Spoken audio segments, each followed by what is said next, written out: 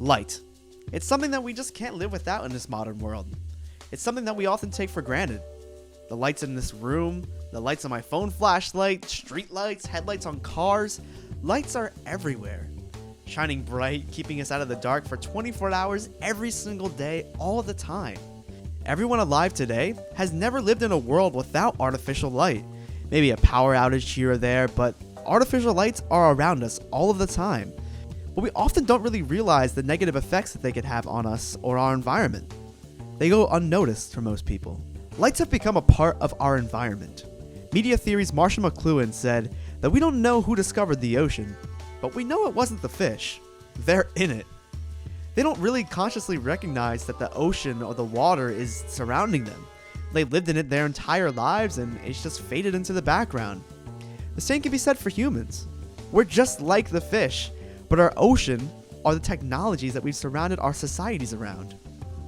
We've become so accustomed to living under artificial light, we've become blindsided to the effects that it could have. Have you ever taken a step outside on any given night and looked up at the sky to see the Milky Way galaxy? Are you able to see at least a couple of stars? Do you see nothing? If you are able to see the stars, well, I envy you. You're truly one of the lucky few people left in the world that are able to really experience the natural night skies without having to travel to a dark sky exhibit. Today, about 80% of Americans cannot see the stars from where they live, and a significant amount of those people have never even seen the Milky Way galaxy before with their blind eye in their entire life, I being one of them. This is all happening because of light pollution. Excess light that shines up into our atmosphere and collides with particles, making a sort of sky glow that blocks out any sort of ability to see the natural night skies. The effects of light pollution are plenty. It can disrupt our natural human circadian rhythm, affecting our sleep. It can increase cancer rates. It can decrease our mental health, and it robs us of just an all-expiring experience of being able to see our night skies. Animals are also affected. Birds aren't able to migrate properly, and they use the night skies to be able to see where they're going, and a lot of times they're going to see those cities with those bright lights and crash right into buildings and die. The technologies that we rely on so much, like these lights, were made to help us, but they've really destroyed many aspects of our lives that completely go unnoticed. With all this negative stuff about light pollution going on, it's easy to lose hope. But how are we supposed to combat light pollution when there's so much artificial light all around us in our everyday lives? Surely we can't just turn off all the lights, right? Well, kind of. If we were to actually turn off all the light, say in a city like Philadelphia, we could actually reverse the issues of light pollution.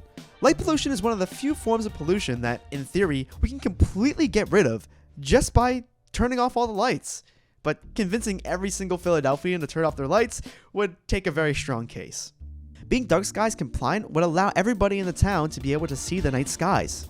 And there's a lot of small towns and a lot of even large cities like Tucson, Arizona, and even Pittsburgh here in Pennsylvania have joined the movement. But what does it take for a city or a town to really become dark sky compliant? Well, there's a few things that they would have to do. They would have to follow a dark sky ordinance, which would require for residents to only use as much light as is needed.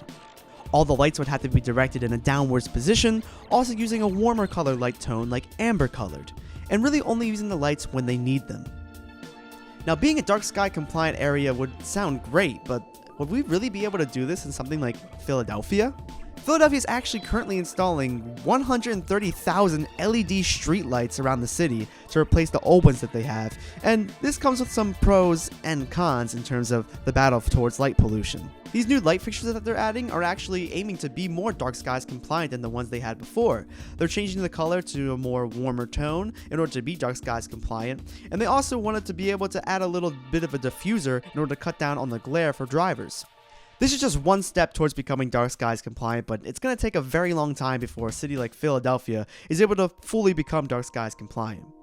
But will this be able to spread across the entire world? Will we one day live in a world where anyone at any place can walk outside and see the entire Milky Way galaxy from their doorstep? Likely not. I hate to be a pessimist, but I think that the way that we rely on the technologies these days is just too dominant. Perhaps one day we can just become a little bit more aware of the technologies that we're using and being able to dominate our lives, and perhaps everyone will come together and realize that maybe being able to see the stars in their location is something that's worth saving. I hope that one day we could reduce light pollution and be able to see the stars once more. But until then, I guess we're gonna have to go off to the nearest dark sky reserve and make it a day. I hope you enjoyed watching, and I encourage you to go out and look at the stars one day. Even if they're not there, use your imagination.